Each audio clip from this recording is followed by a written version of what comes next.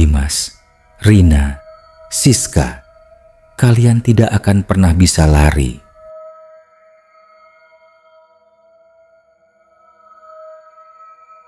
Kenapa harus di sini, Mas? Suara Rina bergetar. Matanya nanar menatap pintu gerbang tinggi bercat hijau lumut yang di atasnya terpampang plang bertuliskan Panti Jompo Hidayah.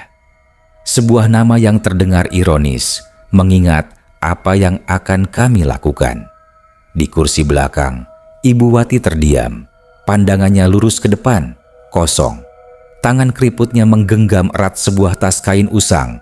Isinya tak lebih dari beberapa helai pakaian dan sebingkai foto ayah yang telah lama meninggal. Suami Rina, Budi, mematikan mesin mobil. Henning mencekam di dalam kabin. Hanya suara deru napas kami yang terdengar. Kami semua tahu ini adalah keputusan yang tak bisa dihindari. Setidaknya begitulah kami mencoba meyakinkan diri sendiri. Ini yang terbaik, Dik. Di sini ada suster yang merawat, ada teman-teman sebaya. Kita kan sibuk, nggak mungkin bisa ngurusin ibu 24 jam.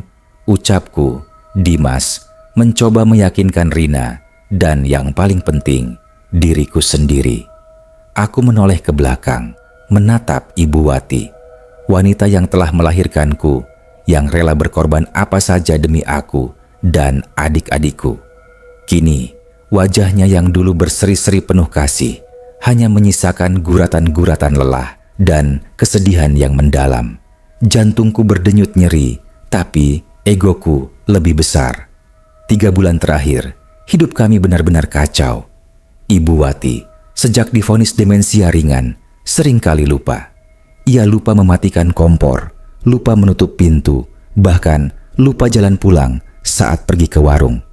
Kami bertiga, aku, Rina, dan adik bungsu kami, Siska, yang kini tinggal di luar kota, sudah kewalahan. Rumah yang dulu hangat, kini terasa seperti medan perang. Aku dan Rina sering bertengkar karena masalah ibu.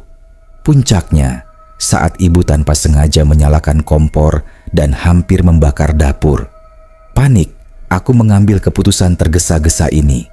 Sebuah keputusan yang kami samarkan dengan dalih kasih sayang. Seorang suster dengan senyum ramah menyambut kami. "Selamat datang Bapak Ibu, ini Ibu Wati." "Ya, mari, Bu, saya antar ke kamar," ajaknya lembut. Ibu Wati tak bergeming. Ia hanya menoleh padaku, matanya menyiratkan pertanyaan tanpa kata. Ada air mata yang menggenang di sana, air mata yang tak pernah ia biarkan jatuh. Aku segera mengalihkan pandangan, tak sanggup menatapnya. Budi, yang sejak tadi hanya diam, membantu mengangkat tas kain ibu. "Ayo Bu," ajaknya. Ibu Wati akhirnya bangkit, langkahnya gontai mengikuti suster. Tepat sebelum pintu panti tertutup, ia menoleh ke arahku dan Rina. Senyum tipis terukir di wajahnya. Bukan senyum bahagia, melainkan senyum perpisahan. Senyum yang akan menghantuiku seumur hidup. Sesaat setelah mobil kami melaju keluar dari gerbang Panti Jompo Hidayah, aku merasakan kelegaan yang menyesakkan. Kami bebas, bebas dari kewajiban, bebas dari kekacauan. Tapi di sudut hati yang paling dalam ada jurang kosong yang menganga. Aku menoleh ke kursi penumpang di sampingku. Rina terisak pelan. "Kita jahat, Mas," bisiknya lirih di antara tangisnya. Aku tak menjawab. Hanya ada suara deru mesin mobil yang menemani perjalanan kami pulang. Sejak hari itu, rumah kami kembali hening. Tapi keheningan itu bukan lagi keheningan yang nyaman, melainkan keheningan yang kosong dan penuh dosa. Setiap malam, saat aku menutup mata, wajah Ibu Wati saat tersenyum perpisahan kembali hadir, dan bisikan Rina di mobil terus terngiang. "Kita jahat, Mas." 3 bulan berlalu. Kehidupan kami berjalan seperti sedia kala. Aku kembali tenggelam dalam kesibukan kantor, Rina disibukkan dengan urusan rumah tangga, dan Budi sibuk dengan proyek-proyeknya. Kami jarang mengunjungi Ibu Wati. Alasannya selalu sama, sibuk. Setiap kali Rina mengajak, selalu ada saja alasan yang kulontarkan. Besok saja dik, hari ini mas ada deadline, atau nanti dik, masih banyak kerjaan. Sejujurnya, aku menghindari pertemuan itu. Aku belum siap menghadapi tatapan mata ibu yang penuh kesedihan. Belum siap menghadapi bisikan-bisikan Rina yang terus menghakimi.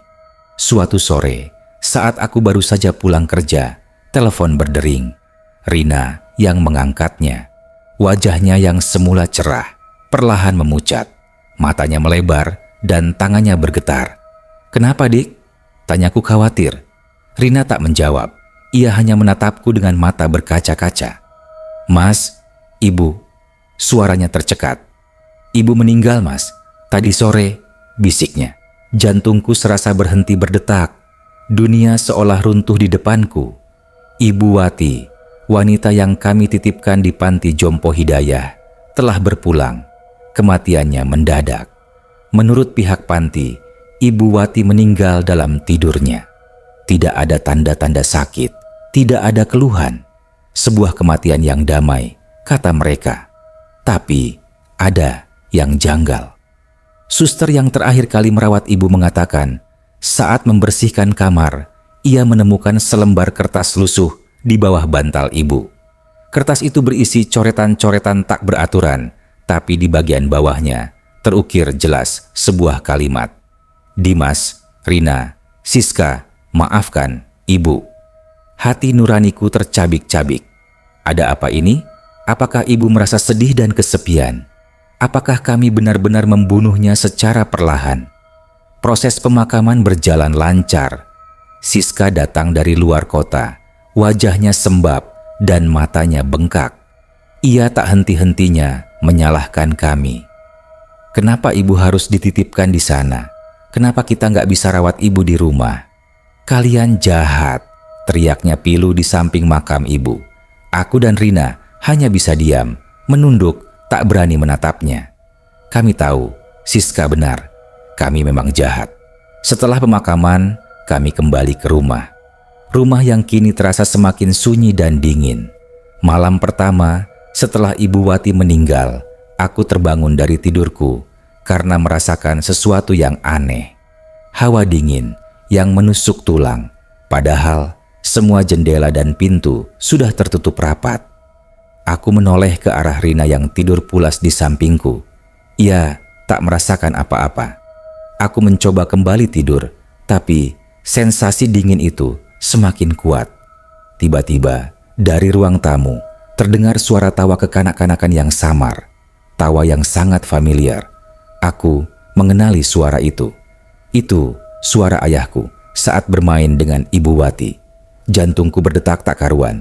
Ayah sudah meninggal sejak 5 tahun yang lalu. Aku mencoba merasionalisasi. Mungkin aku hanya bermimpi atau halusinasi akibat kelelahan. Tapi sensasi dingin yang menyelimuti seluruh ruangan itu nyata. Sangat nyata. Keesokan harinya, aku mencoba melupakan kejadian semalam. Tapi keanehan-keanehan kecil mulai bermunculan. Pintu lemari yang tiba-tiba terbuka, lampu yang berkedip-kedip sendiri, dan yang paling membuat bulu kuduku berdiri adalah aroma melati yang tiba-tiba tercium di dalam rumah. Padahal tidak ada satupun tanaman melati di sekitar rumah kami. Aroma melati yang sangat khas, aroma yang selalu tercium saat Ibu Wati sedang memijat kami di malam hari. Aku mulai merasa takut, ketakutan yang tak pernah kurasakan sebelumnya. Malam demi malam, teror itu semakin menjadi-jadi.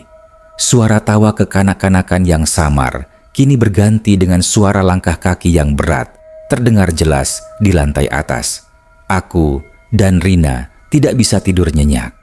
Setiap suara kecil membuat kami terjaga. Kami saling menatap, mata kami dipenuhi ketakutan. Kami tahu kami tidak gila. Ada sesuatu di rumah ini, sesuatu yang tak kasat mata. Puncaknya, pada malam kelima setelah kematian Ibu Wati, aku terbangun karena Rina mengguncang tubuhku. Mas, lihat!" bisiknya, suaranya parau. Aku membuka mata. Seluruh tubuhku kaku. Di sudut kamar, di bawah cahaya remang-remang lampu tidur, sesosok bayangan hitam berdiri. Sosok itu tinggi, kurus, dengan rambut panjang tergerai menutupi wajahnya. Kami tak bisa melihat wajahnya, tapi kami merasakan tatapan matanya yang dingin dan tajam. Bayangan itu tidak bergerak, hanya berdiri diam, mengawasi kami. Hawa dingin yang menusuk tulang kembali menyelimuti kamar. "Siapa? Siapa itu?" bisik Rina. Tubuhnya bergetar hebat. Aku tidak bisa menjawab. Mulutku terkunci. Aku hanya bisa memeluk Rina erat, mencoba memberinya perlindungan yang tak bisa kuberikan pada diriku sendiri. Tiba-tiba, dari arah bayangan itu, terdengar suara serak yang sangat pelan. "Dimas, Rina, pulang." Suara itu bukan suara ayah, bukan pula suara Ibu Wati, tapi ada kesedihan dan kemarahan yang mendalam di dalamnya. Suara itu begitu dekat, seolah-olah berbisik tepat di telingaku. Aku dan Rina tidak sanggup lagi. Kami memutuskan untuk memanggil seorang ustadz. Ustadz Mansur, nama beliau, adalah seorang tetangga yang dikenal memiliki ilmu agama yang tinggi. Beliau datang ke rumah kami pada malam berikutnya. Setelah berkeliling dan membaca doa-doa, Ustadz Mansur menatap kami dengan serius. "Rumah ini ada yang mendiami, arwah yang tidak tenang," ucapnya. "Dia bukan arwah jahat, tapi dia sangat sedih dan marah. Dia mencari sesuatu atau seseorang." Ustadz Mansur bertanya, apakah kami pernah melakukan kesalahan besar, terutama terhadap orang tua? Aku dan Rina tak bisa berbohong. Kami menceritakan semuanya tentang keputusan kami menitipkan Ibu Wati di panti jompo. Ustadz Mansur hanya mengangguk-angguk. "Itu alasannya," katanya. "Rasa bersalah yang mendalam, kesedihan yang tak terucapkan. Itu yang mengikat arwah ibu kalian di sini. Beliau tidak ingin pergi sebelum kalian sadar akan kesalahan kalian." Malam itu, Ustadz Mansur melakukan ritual pengusiran. Beliau membaca ayat-ayat suci, memercikan air yang sudah didoakan ke setiap sudut rumah. Hawa dingin itu perlahan menghilang, suara-suara aneh pun berhenti. Kami merasa sedikit lega. Tapi Ustadz Mansur memperingatkan, ini hanya sementara. Selama kalian belum benar-benar tulus meminta maaf, arwah ibu kalian akan terus datang. Beliau ingin kalian tahu betapa sakitnya hati beliau. Setelah Ustadz Mansur pergi, kami mencoba kembali tidur. Tapi rasa takut itu tak pernah hilang. Aku menatap Rina, matanya masih dipenuhi ketakutan. "Kita harus gimana, Mas?" tanyanya. Aku tidak tahu, aku hanya bisa menggelengkan kepala. Aku memikirkan pesan Ustadz Mansur. Bagaimana caranya meminta maaf pada orang yang sudah meninggal? Apakah ibu akan memaafkan kami?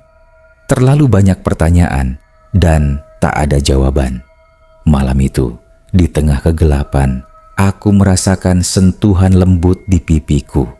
Sentuhan yang familiar. Sentuhan yang biasa Ibu Wati lakukan saat menenangkanku saat masih kecil. Seketika bulu kudukku meremang. "Ibu, apa ini?" Teror itu tidak berhenti, malah semakin intens. Setelah kejadian di kamar, kami sering melihat penampakan Ibu Wati. Bukan sosok bayangan hitam lagi, tapi sosok Ibu Wati yang jelas. Ia sering muncul di ruang makan, duduk di kursi yang biasa ia duduki, seolah-olah menunggu kami untuk makan bersamanya. Ia tidak bicara, hanya menatap kami dengan mata yang penuh kesedihan. Terkadang, kami juga melihatnya berjalan perlahan dari ruang tamu menuju kamarnya. Langkahnya gontai, sama seperti saat kami mengantarnya ke panti jompo. Rina sering berteriak histeris, sementara aku hanya bisa terdiam. Tubuhku kaku, tak bisa bergerak. Puncaknya, pada suatu sore, Siska, adik bungsu kami, datang berkunjung. Ia terlihat pucat dan lelah. "Ada apa, Siska? Kamu sakit?" tanyaku. Siska menggelengkan kepala. Aku mimpi buruk, Mas," katanya. Suaranya bergetar. "Aku mimpi ibu. Ibu datang ke rumahku." Aku dan Rina saling pandang. Dia nggak ngapa-ngapain, cuma diam di sudut kamar. Tapi wajahnya sedih sekali. Lalu dia bilang, "Siska, kenapa kamu nggak pernah jenguk ibu?" Siska terisak. Aku lupa, Mas. Aku sibuk sekali di luar kota. Aku bahkan nggak tahu kalau ibu sudah nggak ada di panti." Pengakuan Siska membuat kami terkejut. Siska selama ini mengira ibu masih di panti. Kami tidak pernah memberitahunya tentang kematian ibu. Takut ia akan marah dan menyalahkan kami. "Ibu meninggal, Siska. 3 bulan yang lalu," kataku. Suaraku tercekat. Siska langsung menangis histeris. Ia merasa bersalah, merasa berdosa. "Kenapa kalian gak kasih tahu aku? Kenapa?" teriaknya. Siska merasa dibohongi, merasa ditinggalkan. Pengakuan Siska membuat kami semakin merasa berdosa. Kami tidak hanya durhaka pada ibu, tapi juga memisahkan ibu dari anak-anaknya. Malam itu, Siska memutuskan untuk menginap. Aku dan Rina tidur di kamar kami, dan Siska di kamar tamu. Sekitar pukul 2 pagi, aku terbangun karena mendengar suara teriakan Siska. Mas, tolong!" teriaknya. Aku dan Rina segera berlari ke kamar tamu. Kami melihat Siska duduk di lantai, tubuhnya bergetar hebat. Ada ibu?" bisiknya, menunjuk ke arah sudut kamar. Aku dan Rina menoleh. "Tidak ada apa-apa. Ibu ada di sana, Mas." Dia bilang, "Siska, kamu janji akan sering jenguk ibu, tapi kamu malah lupa." Terus dia mencubitku. Siska menunjuk ke lengannya. Di sana terukir bekas cubitan berwarna merah, persis seperti cubitan Ibu Wati saat marah. Aku dan Rina tahu ini bukan mimpi, ini nyata. Ibu Wati datang. Ia marah. Ia menagih janji. Siska ketakutan. Ia meminta kami untuk segera meminta maaf kepada ibu. "Kita harus tulus, Mas. Ibu cuma mau kita tahu betapa sakitnya hati beliau. Kita harus minta maaf," katanya. Kami setuju. Kami tahu kami tidak bisa lari dari takdir ini. Kami harus menghadapi ibu. Aku mengambil bingkai foto ayah dan ibu dari kamar ibu. Foto itu diambil saat mereka masih muda. Wajah mereka berseri-seri penuh kebahagiaan. Aku menatap wajah ibu yang tersenyum di foto itu. Sebuah pertanyaan muncul di benakku. Apakah ibu yang tersenyum di foto ini sama dengan ibu yang sekarang menghantui kami? Keesokan harinya, kami bertiga, aku, Rina, dan Siska, duduk di ruang keluarga. Di depan kami letakkan bingkai foto ayah dan ibu. Kami memutuskan untuk melakukan ritual permintaan maaf. Siska, yang paling rapuh di antara kami, memulai. "Ibu, maafkan Siska. Maafkan Siska yang durhaka, yang melupakan ibu. Siska janji akan selalu mendoakan ibu. Ibu jangan marah ya," bisiknya. Air matanya tak terbendung. Kemudian, Rina dengan suara bergetar. "Ibu, maafkan Rina. Rina salah. Rina egois. Rina menyesal. Rina berharap ibu bisa memaafkan Rina." Air mata Rina membasahi pipinya. Tangannya menggenggam erat tangan Budi yang sejak tadi hanya diam, menyaksikan kami. Aku tahu, Budi juga merasa bersalah. Ia adalah bagian dari keputusan kami. Giliran terakhir aku, pundakku terasa berat, menanggung beban dosa yang tak terhingga. "Ibu, Dimas minta maaf. Maafkan Dimas yang telah menelantarkan ibu. Maafkan Dimas yang lebih mementingkan diri sendiri. Maafkan Dimas yang telah menitipkan ibu di panti jompo. Dimas tahu ibu pasti sedih sekali. Dimas tahu ibu marah. Tapi ibu adalah ibu Dimas. Ibu yang telah melahirkan dan membesarkan Dimas. Dimas sayang ibu. Tolong maafkan Dimas, Bu," kataku. Suaraku tercekat. Air mata yang selama ini kutahan kini mengalir deras. Tiba-tiba lampu di ruang keluarga padam. Kami semua berteriak kaget. Gelap gulita menyelimuti ruangan. Hanya cahaya bulan yang masuk dari celah jendela yang menerangi sedikit ruangan. Hawa dingin yang menusuk tulang kembali terasa. Kami saling berpelukan, tubuh kami bergetar ketakutan. Lalu kami mendengar suara.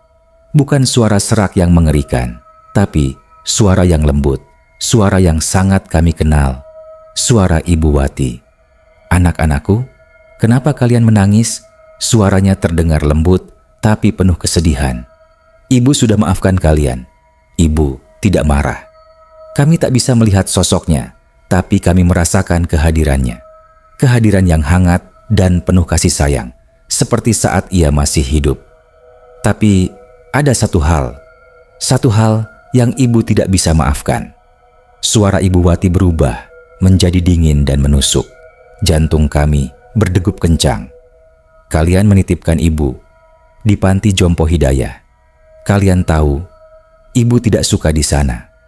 Lalu kami mendengar suara bisikan lain. Suara yang lebih tua, lebih parau, dan lebih menyeramkan. "Panti itu bukan panti, itu rumah penyiksaan. Arwah-arwah di sana tidak bisa tenang. Kami disiksa setiap malam." Bisikan itu terdengar seperti suara desis ular. Aku dan Rina saling menatap. Wajah kami memucat. "Apa yang dimaksud ibu?" Ustadz Mansur bilang, panti itu memiliki aura yang tenang. Tapi ibu berkata lain. Tiba-tiba kami merasakan tangan yang dingin membelai wajah kami. Tangan itu membelai Rina, lalu Siska, dan terakhir aku. "Jangan takut anak-anakku," bisik Ibu Wati lagi. "Ibu sudah tenang. Kalian hanya perlu tahu, di panti itu ada yang salah, ada yang tidak beres. Ibu tidak bisa tenang." Suara Ibu Wati menghilang, digantikan oleh suara rintihan yang menyakitkan. Lalu semua kembali hening, lampu menyala kembali. Kami bertiga saling menatap, mata kami dipenuhi pertanyaan. Apa yang sebenarnya terjadi di panti Jompo Hidayah? Setelah malam itu, teror di rumah kami perlahan menghilang. Sosok Ibu Wati tidak lagi muncul, suara-suara aneh pun berhenti. Kami akhirnya bisa tidur nyenyak. Tapi ada satu hal yang terus mengganjal di pikiran kami. Bisikan ibu tentang panti Jompo Hidayah. Kami merasa harus mencari tahu, ada apa di sana? Kenapa ibu bilang panti itu adalah rumah penyiksaan? Kami memutuskan untuk mengunjungi panti Jompo Hidayah. Kami bertiga, aku, Rina, dan Siska datang tanpa pemberitahuan. Panti itu terlihat sepi, tidak ada suster yang menyambut kami. Kami berjalan masuk, melewati lorong-lorong yang sepi.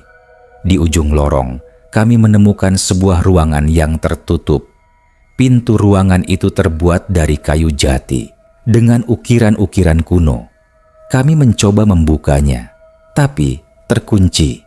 Tiba-tiba, dari dalam ruangan itu terdengar suara rintihan yang sangat pelan. Suara itu begitu menyakitkan, seolah-olah ada seseorang yang sedang disiksa. Kami saling pandang, mata kami dipenuhi ketakutan. Rina, yang paling nekat di antara kami, mencoba mengintip dari celah kecil di pintu. Matanya membulat. "Mas, ada banyak orang di dalam," bisiknya. "Mereka terbaring di kasur-kasur, tapi mereka nggak bergerak. Mereka seperti boneka." Kami panik. Kami mencoba mencari pengurus panti, tapi tidak ada siapa-siapa.